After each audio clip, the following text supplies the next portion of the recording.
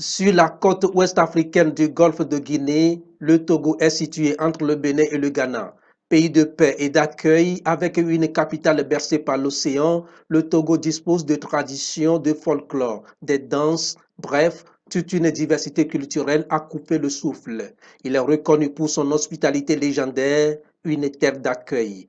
À la fois carrefour des rencontres internationales, le Togo constitue un pôle d'attraction dans la sous-région en raison de ses sites touristiques, des atouts géographiques et culturels, des richesses inépuisables qui ont fait de la destination Togo une favorite parmi les leaders en Afrique. Selon l'Organisation mondiale du tourisme, le flux touristique a subi une forte croissance au cours de l'année 2017. Près de 500 000 touristes ont foulé le sol togolais, faisant du pays le deuxième mondial avec plus de 46% de visiteurs derrière l'Égypte. Le gouvernement est donc en passe de relever le défi de faire du tourisme un secteur clé de développement.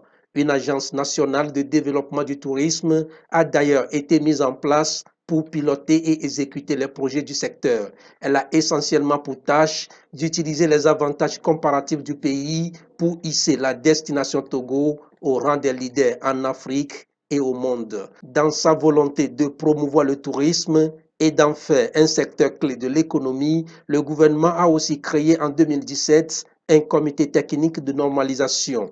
Il veille à l'amélioration de la qualité des produits et services en matière de tourisme.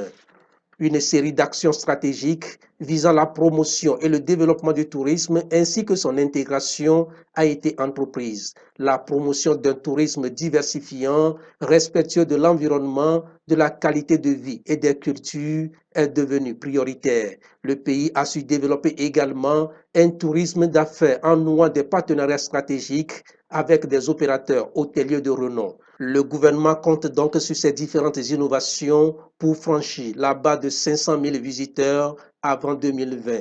L'État entend créer davantage d'emplois, booster les recettes hôtelières et optimiser l'apport du tourisme au PIB du pays.